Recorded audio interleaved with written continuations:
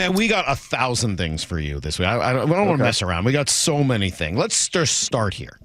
Seahawks beat the Cardinals. They're 8-5 atop the division. They got 2 games here coming up against Green Bay and Minnesota. How much should the expectations change? I think they should change.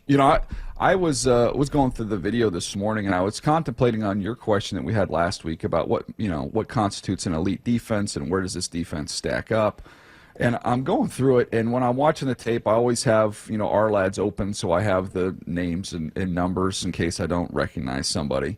And every single play that you watched on the defensive side of the ball, it was a different player making the play. Like just the depth of their front, of the guys that are rolling through there, they're all making plays. And then even like Byron Murphy, I don't know, Byron Murphy's not going to show up much in the box score because Leonard's just playing out of his mind and doing what he's doing. But he's taking up 2 blockers. He's kind of doing dirty work stuff. The linebackers are filling and playing aggressive. Ernest Jones was all over the field. I'm watching that going like, okay, now let's take this group and let's widen it out broader landscape-wise. How do they stack up? And I don't know there's another team that's getting as much contributions from as many different players. And having Chenna back in the mix and what he adds to it, I think your expectations have to change with what they're doing defensively and then showing offensively what they could do running the ball with a fresh set of legs back there. And Charbonnet was fun to watch, too. I think I asked you early in the year in back to Baltimore where Mike came from and, where you both had some background and everything else. I think I had asked you, what is the identity? What would be the best case, the wish for Mike Macdonald in year 1 to build a Seahawk defensive identity? You remember your answer to that? This is many weeks ago. Yeah, no, I do not. You had said something along the lines of one that just really punctures the line of scrimmage, right? Just really dominates and plays the game on the other side of the line of scrimmage. Are we all seeing that identity really take shape? Yeah, there's one play. Just go down to the goal line when Arizona, it's first and goal at like the 2, maybe the 1.5, somewhere around there, and you watch it, and they just set a complete wall, and it was a mixture of D linemen stalemating blocks. It was linebackers aggressively filling and creating a wall. So I mean, yeah, they're absolutely doing that, and they're doing it with so many different players. That was my biggest takeaway going through that video of Reed and talking about Byron Murphy eating blocks. Leonard's been dominant. There's a play where Leonard drops into coverage, and I'm like, good Lord, you're not supposed to be able to move like that. Dropping as kind of a hold defender, just showing you his overall athleticism. The kid they got from Jacksonville is playing well, Roy Robertson Harris. So they've got a really, really deep, talented group there. And then I think what complements that is it tends to be if you play real physical on the line of scrimmage on one side of the ball, that tends to carry over to the other side of the ball as well. Yeah. Well, we did see a little bit more of a physical presence from their offensive line and their running back and just sort of the entirety of their running game on Sunday. Let's start with the O-line, then I got a running back question for you. But with the offensive line, was that legit? Is Arizona like a good enough barometer for what you're capable of on the offensive line? Can we expect more of that now? Well, I wouldn't say that Arizona's defensive front's great, to use as the litmus test of the teams you'll have to roll through to get to a championship game or eventually a Super Bowl. So I wouldn't put them there as terms of the barometer. But this has been a couple weeks. I really think since Lucas has been in at right tackle, he's made a difference for this team. 63 is Laumea, right? Yep. He's in the run game as a puller. He's on the long run, on Charbonnet's long run, he just splatters a defensive lineman on a quick pull. He's going to have some issues in pass protection. That showed up a little bit where he can get over his skis at times. But he can create some movement in the run game, and he's good as a puller. So I think those two guys kind of being inserted in the lineup has made a difference. I think they're – I also think, gosh, I was watching that game going, man, there's something to be said. Maybe every team should get like a running back and just kind of keep him on the shelf for like half of the season and then just kind of introduce him in the second half of the season when he looks like he's got fresh legs. So you bring up fresh legs with Charbonnet, and maybe that's a part of it. I certainly would defer to you. But one question I've thought about for a while is the fit of running backs into a running game. Is it fair to wonder whether or not that Charbonnet is a better running back than Ken Walker? Is it fair to wonder if he's a better fit for this offensive line and this offense at times? I think that's reading into it. I think, to me, he looked like somebody out there who had live, fresh legs, and who had some burst and some juice, and I thought things opened up for him. I didn't necessarily see him, creating space or doing things that, that Ken Walker can't do. I just thought he got some favorable looks and was able to pop a few with some real fresh legs there. DJ with us, as he is every Wednesday at this time. I would also say we heard an O-line. Like you talk about, splashing players and just some of the violence that was created. There were also field mics, DJ, that, as you watch TV copy, picking up, Lamea just howling, like just barking, just stuff that I love. And I know you know this, and being on the college football road, I feel this too.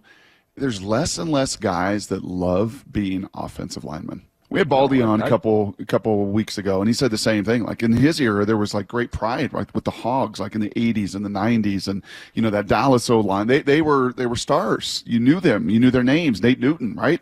And it just feels like the pendulum is so swung to the defensive lineman guys that to really love to be an O-lineman. There's not, I don't know, I don't want to answer the question for you, but do you feel that supply has gone less and less as well? Well, I think that it's coming back is the way I would put it. And it's because, offensive linemen, and you've been around them your whole life, what do they want to do? They don't want to sit there and pass protect 50 times a game.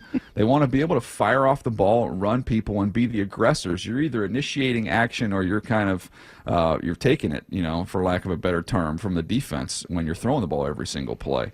So what's happened, and I've seen this now, is and it's changing my scouting lens a little bit as I'm starting to really get into these guys for the draft.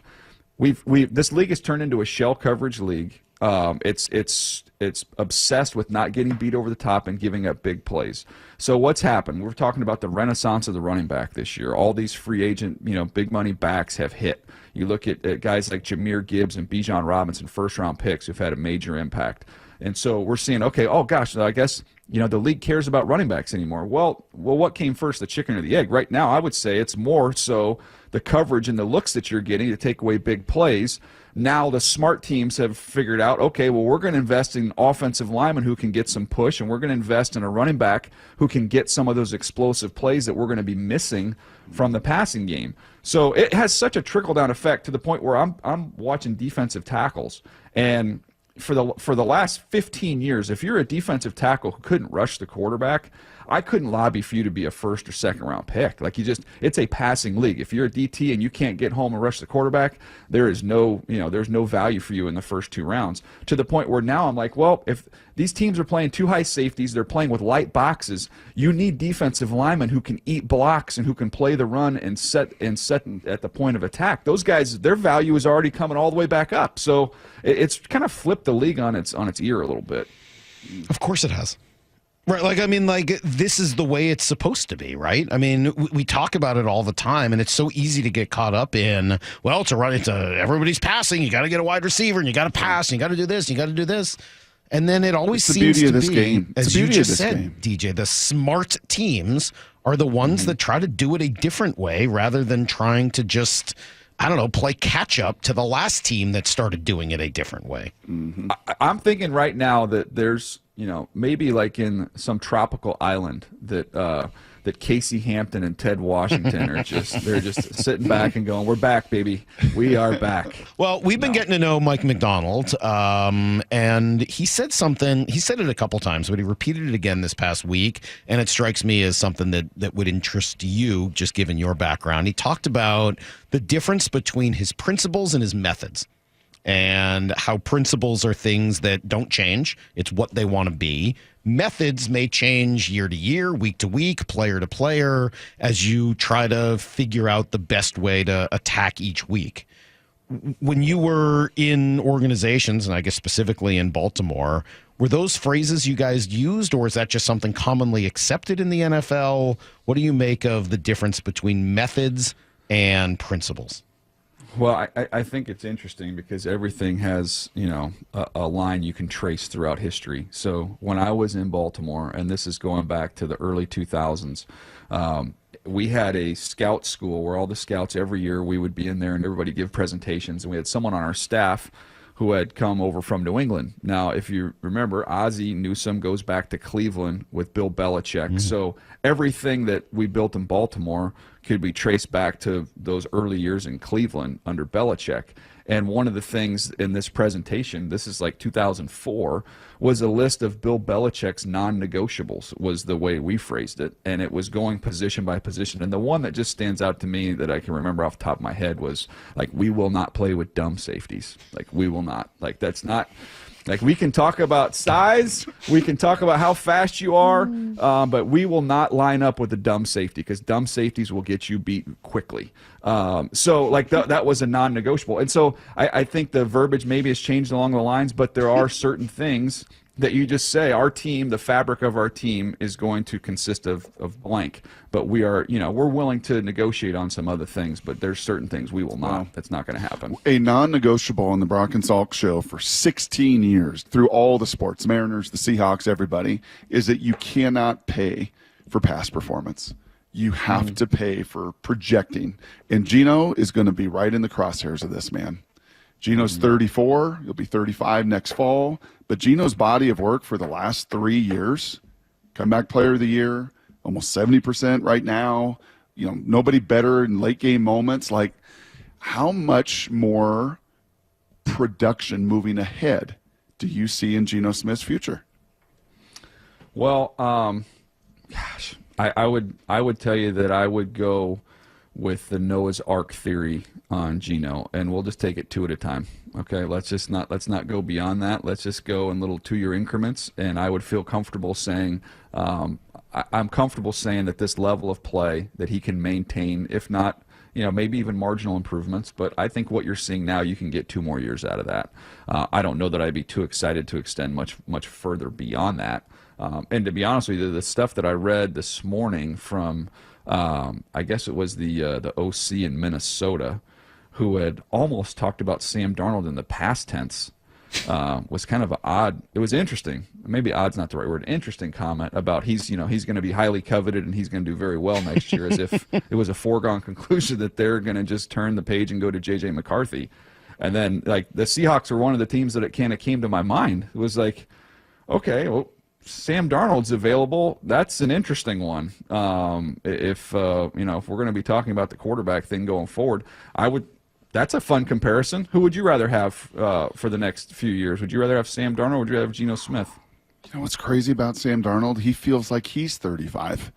He's lived 27. I know. He's lived so many lives in the NFL, it feels, right? With so many stickers on his luggage. He's only 27. He'll be 28 in June. He's 6-7 years younger than Geno. I think that I would need to see it for more than 1 year with Sam Darnold before I would be convinced to make any sort of a change. But if I'm John Schneider, I would want to be playing that card quite a bit, because while it's nice for you to say, yeah, I only want to go 2 years with Geno Smith, I agree with you. What's Geno and his agent going to say? Yeah, tough. We want a 5-year deal. Well, more importantly, what's the market going to say? Because the market, when he was comeback player of the year, said 1 year, 1 year, 1 year, 1 year. Like, bet on yourself every year. That's the structure of his current deal that has one more bet on itself kind of deals. And, right? If the Seahawks want to play hardball, like, he's got 1 more year technically. It'll be at a pretty good number if he hits these escalators, which he's on pace to do now. But, the bigger key is not what Geno wants, what Geno's agent wants, what we want. What do you think that market's going to be, right? Who do you have? You have Cam, you have Cam and Shedeur at the top, right? So you have 2. Do you stretch anywhere else beyond that into the top 10 or 15 at a quarterback in this draft? I haven't done Aller yet. I know, in talking to some teams around the league, there's at least intrigue and interest there. I don't know if that's first round, top of the first round type interest, but that's one I have to watch. I'm curious to see that. But I'd say no. I'd say go back to school. So, I haven't done them yet. But the other thing is, to me, Geno fits with a team that is ready to win right now, that has a hole at the position. And I just don't know, like, when we look at some of these quarterback teams, like, who are the really good teams that are just missing the quarterback? I don't know who those teams are off the top of my head, So the Jets move on from Aaron Rodgers, but they're going to be they're going to be in a position where I would think that they'd want to go young and try and, I don't know. Geno want to go back to that market? I don't see that. How good is Green Bay? I think they're in the just below the top tier. They're in the, I think the Lions and the Eagles are still kind of up there by themselves in the NFC, and I think this next tier is Green Bay, Minnesota, Seattle. Yeah, I think the Rams are. I mean, it's hard for me. I know they just beat Buffalo, but good night. The Eagles just went into their stadium a couple weeks ago and beat the stuffing out of them. So, I mean, I would say they're just below the group that I just mentioned there. But you're putting Seattle in that same group with Minnesota and Green Bay. The way they're playing right now, yeah. Well, that would be great because these next few weeks are going to be awesome, right? Yes. Oh, gosh, yes. Brock and I were discussing earlier, last thing for you here, who on this roster deserves some real Pro Bowl consideration? Who would get your votes on this Seahawks roster to be in the Pro Bowl? Well, I mean, Leonard's a lock, right? Yep. Witherspoon's a lock. I would say Ernest Jones should be in that mix with what he's done and the way he's played. He's been outstanding. Smith and Jigba is going to be in that mix. Cross has been good. I mean, I'm sure he'll be under consideration for the way he's played. Who else am I missing here? Geno? Yeah, I mean, I don't think he will be. Not that was this year. kind of what I think I'm said gonna take a earlier. pass on that one. It just doesn't feel like that's what the league will value, right? No, I don't. If he think beats so, Green Bay right and now. Minnesota, you'll have a little different conversation. They'll If they change win the 6 tune. in a They'll row change and the they're tune. 10-5 and they win this division and they go up against those, and that's the way Geno's built, man. You know it. That's his mindset. He's hard-headed and stubborn. Like, okay, now I have to prove to everybody and keep proving to everybody every single week. So huge one Sunday night. This is not a team. It's not a fun team to play. I wouldn't think right now. The way that they're rolling right now, the confidence and again, they're equipped to be able to handle some injuries that could pop coming down the stretch too. There's some other these teams where you look at them, you're like, ooh, they're good, but man, they get 1 or 2 injuries, they're in some trouble.